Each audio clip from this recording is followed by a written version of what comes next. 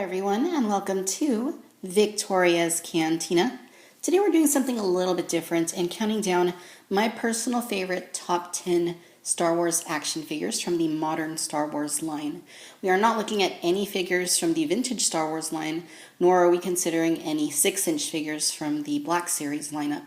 This is all going to be basic 3.75-inch figures, released anytime between 1995 and 2015. Now, I think that these figures I'm going to show you represent my personal favorites quite well for a number of reasons that I will get into as we look at each figure. But that doesn't mean that I consider them to be the best Star Wars figures from the last 20 years. And at the end of the video, I'm going to tag 3 more people who I would like to see share their top 10 favorite Star Wars figures. So let's get going, shall we? Okay, so the first of my favorite top 10 Star Wars action figures from the modern line is this Ayla Secura action figure from the 2003 Star Wars line. Now, there have been several versions of Ayla Secura. This was the very first one, and there is actually a better one from the vintage collection. However, this one has always been one of my favorite figures. It's a really nice looking figure. The likeness of it to Amy Allen, who played Ayla Secura, is quite good. The eyes look really great, and the little tattoo details on her Leku actually look really, really good. The costume's also very nice. Now, she doesn't stand off of her base, so it's a very good thing that they included it here. It's a pretty nice, basic-looking Geonosian landscape base. She has a lightning effect that she comes with for reasons I can't really explain to you. What's also cool is that she has a pretty unique lightsaber. It's got a metal hilt. Pretty cool. Really like the deep shade of blue for this lightsaber. And you can also put it in her left hand right there, which does happen to be magnetic. All in all, I think this is a really nicely done figure and certainly one of my favorites. The second figure on my list is Ashajj Ventress from the 2003 Clone Wars Micro Series line. Like with what I said with the Ayla figure, there are certainly newer and better versions of Ashajj Ventress that have come out after this one. This was the very first Ashajj Ventress that Hasbro ever did. But I've always really liked this figure. They give it some nice weathering there on her shirt. She's got a nice cape that has a lot of nice detail. You can remove her cape as well. And of course, she comes with her 2 lightsabers. And, you can take those out and connect them just like that to make a long curved saber staff. Or you could also take them and place them in her holsters that she has right there for her lightsaber hilts. Just like that. I think that's a really, really nice touch. Like I said, there are better versions of Ashajj you can get, but this one's pretty nice, has pretty decent articulation, and certainly one of my favorites in the Hasbro collection. Next up on our list is Masa Mehta, who was part of the 2005 Revenge of the Sith film line. I simply think that this is a really great figure. The likeness to the character is very, very good. Nice coloring that they went with here for the costume. Just gives it a really regal, really nice kind of look. You can take off his headpiece. He has this little staff. And then you can also take off his robes. He is really nicely articulated. He's got ball hinging at his shoulders and at his elbows as well, which is a really nice touch. What's also fun about this one is he comes with a little serpentine type tongue that you can plug into his mouth, just like this. And now he is sticking out his tongue at you. It's a very fun figure, very nicely articulated, and I think it just is an absolutely nicely done sculpt from top to bottom. Number 4 on my list is this Padme Amidala figure from the late 2003 Star Wars line. And I think this is just a really pretty looking figure. The face is pretty nicely done. I mean, it's not perfect. The eyes, could have been done a little bit nicer, but it does look a good bit like Natalie Portman, in my opinion. Really pretty shade of blue that they utilized here. You can see some delicate detailing there on her belt, as well as a little embroidering there on her sleeves and on the back. Just really nice level of detail that they incorporated into the figure. The hair looks very nice. There's also an extra cloak that was included that has a very nice metallic look to it. And you can put it on her like that. The base is also very nice. It looks very sandy. Some nice details here from components that belong to the Lars homestead.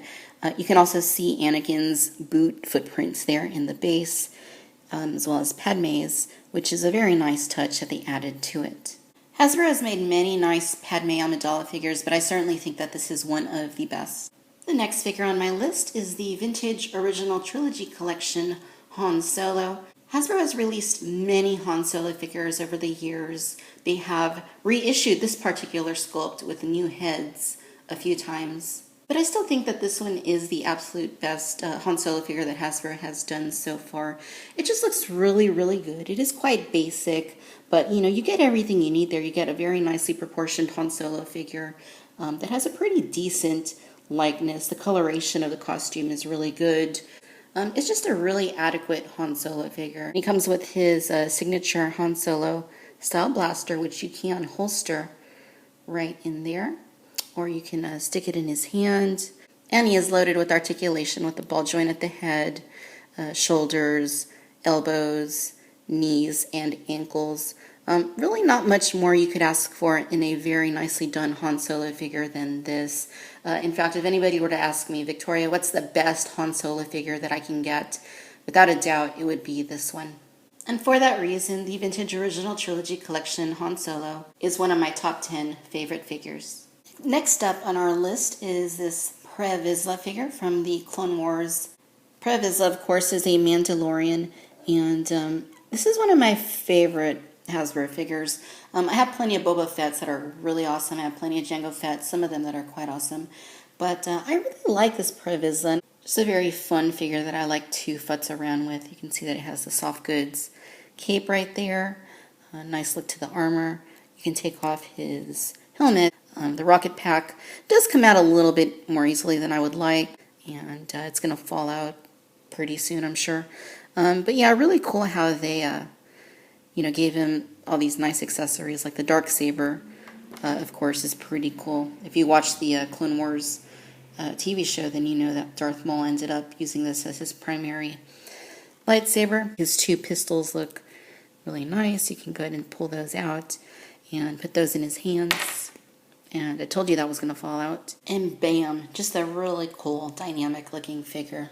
Also a very nicely articulated figure. He's certainly got all the bells and whistles of a nicely done Clone Wars figure, from the ball-jointed shoulders and elbows and ball-jointed hips and knees. All in all, certainly one of my favorites. And number 7 on my list is Darth Vader. Now I'm going to tell you straight up that there are better Darth Vader figures than this one. This is from the Star Wars, the Saga Collection line back in 2006. The reason that I like this one is that I think it is a very nice, well-rounded package of what a good Darth Vader action figure and toy should be. Now, it's based off the Evolutions body here, though it does have some modifications to it. It doesn't have the ball-jointed shoulders. It does have cuts right here at the elbows. But if you look at the helmet, it's just a very nicely achieved Darth Vader helmet. Looks a lot like the character. In fact, this is one of Hasbro's best efforts in replicating Darth Vader's helmet. The costume, of course, is very nice. And I think this is the only Darth Vader that has a burn mark there on his shoulder from when Luke struck him with the lightsaber in Empire. He comes, of course, with his trademark lightsaber. So very cool. What I also like is that he also comes with a display base. But then he also has luggage, so to speak. He has these little components here that he used when he was throwing things around at Luke during their Cloud City duel. And it's basically just a few little pieces, like storage crate type things, that make the figure a little bit extra special, I think. I love accessories, especially when you can use things like this, for a diorama or something. I think this is an instance where the figure is more about the sum of its parts rather than any one singular feature about the figure. And we'll just leave him like that. But all in all, very nicely done Darth Vader figure. Next up is my favorite Cantina alien of all time, Moma Nadon, aka Hammerhead. Absolutely love this figure. This came out in the 2006 The Saga Collection line. Sculpt work on it is very nicely done. Give you a look there at his face. Hasbro has made several Hammerheads over the years, but none of them are quite like this. The coloring on it is just absolutely stunning. Very, very nice. The costume is also equally nice, as you can see. He's not much for articulation, but he's got it where it counts, kid. He's got lots of nice detail with him. He's got this staff that he comes with. Sorry, that's my ice maker. And then he has a drinking glass right there. And if that wasn't enough, he also comes with a bar table. Pretty simplistic, but you know, this is nice to put in your Cantina dioramas. This is one of the best Hasbro figures for Star Wars to date. Next up is the Gollum Guard from the Vintage Collection. It just looks really, really good. Lots of nice detail in the face area. It looks like a latex mask. The eyes have quite a bit of life to them. His head just, or his helmet just fell off. It's a removable helmet, as you can see. Nicely articulated. Lots of good ball joints on him. And then, of course, he's got his little furry skirt thingy, which is an awesome touch on Hasbro's part. They did a really good job with this guy. He's also comes with a vibro axe, and I believe he came with one other axe, if I'm not mistaken. But all in all, just a very sweet looking figure, and this guy looks absolutely excellent in my Jabba's Palace diorama. If you haven't seen my Cantina or Jabba's Palace dioramas, I'll go ahead and throw some links in at the bottom for you to check them out. And just all in all, this is just a sweet figure, and certainly one of my favorite top 10 figures. All right, you guys, and last but certainly not least is Captain Fordo, the Clone Trooper Captain from the Clone Wars micro series. He's just a really, really great figure. Love the vibrant color of the armor. The red is a very nice shade of red, and the soft goods camo is very nice. Really good likeness to the clone helmets from the film. Very, very nicely done. And of course you can take that off to reveal his head underneath, which we never saw in the Clone Wars micro series. I love the blasters. I think these are unique to this figure. Very nice, which of course you can holster into the belt right there, just like that. And of course, what's also super sweet about this figure is the fact that he comes with an extra helmet and then an extra bandolier. That way you can change up the look the way he appeared in Season 2 of the Clone Wars micro series. In addition to all the accessories and stuff, he's also really nicely articulated. Of course, you get these ball joints, which are somewhat hindered there at the shoulders, but you know, he's got the ball jointed elbows, he's got the torso, he's got the hips, he's got the knees, ankles. He's got the looks, he's got the accessories, and he's got the articulation. So this, without a doubt, is certainly one of my top 10 favorite Star Wars figures of all time.